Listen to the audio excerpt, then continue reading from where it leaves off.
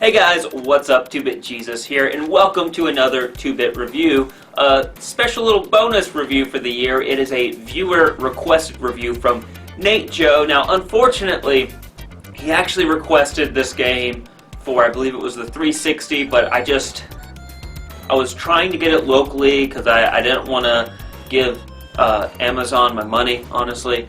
And unfortunately, I wasn't able to find the 360 version, but I did find the Wii version. So, without further ado, let's jump into Kung Fu Panda for the Wii.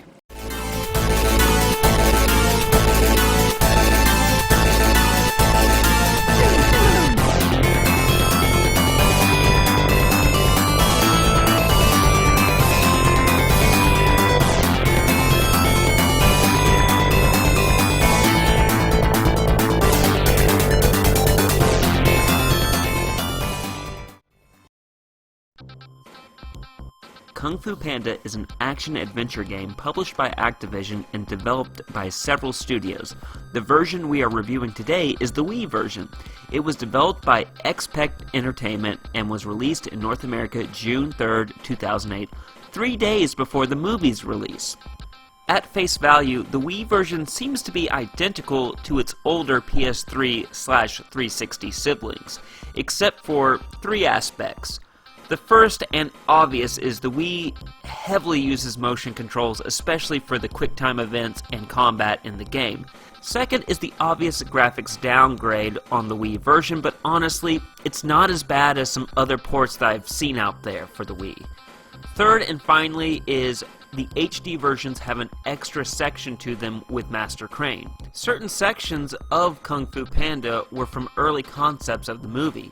Tai Lung's training ground, for example, was used from these concepts, as well as the Wu sisters, who in particular were left on the cutting room floor of the movie, but were used in this game, and then were later used in a short film from the Kung Fu Panda franchise.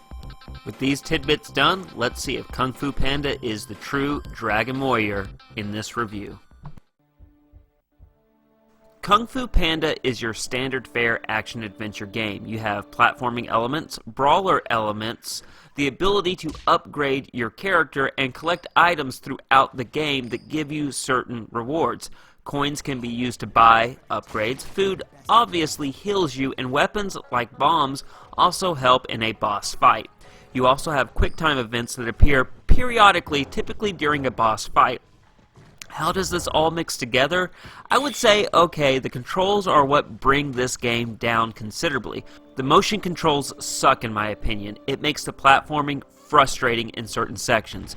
It's not unplayable, but there are certain parts where I felt no matter how well I executed a jump or a move, the motion controls registered a different move or had a delay to them. The combat is okay, but all I did was waggle the Wiimote or mash buttons. There are combos to master in this game, but ultimately it doesn't really matter as button mashing wins the day. There was no real strategy to the combat. Enemies aren't very different in how they attack you, but they at least all look different.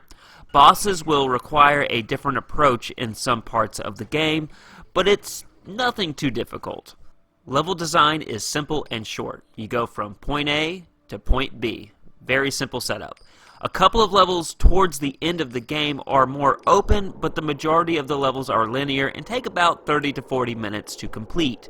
Gameplay could have been a bit better without the motion controls. So I'll give Kung Fu Panda's gameplay 1 bit. I'd buy that for $1. Out of 4.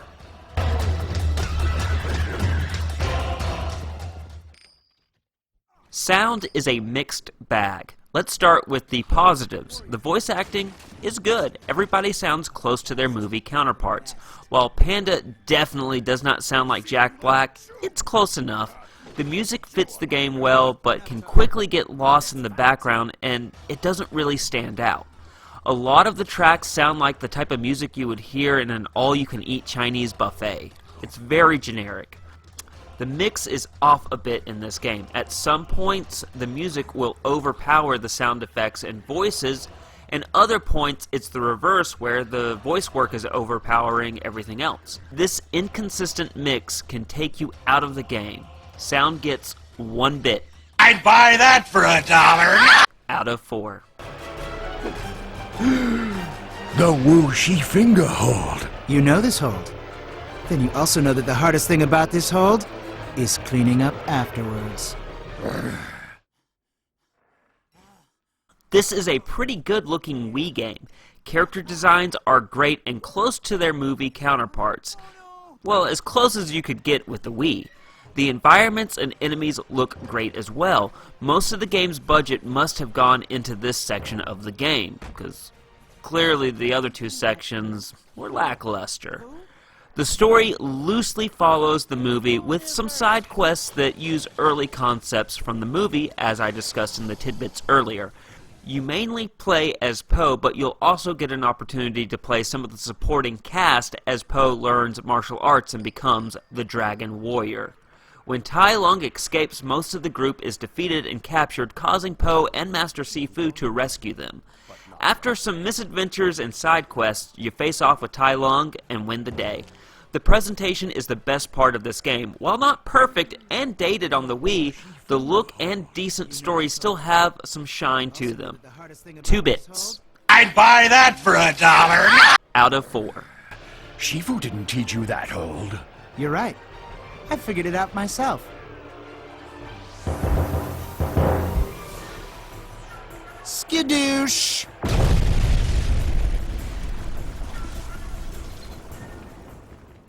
So, yes, in closing, I would say I wish I would have just given Amazon my money and gotten the 360 version of this game. And I'm not trying to knock the Wii version too much. I feel it is an adequate movie tie-in game.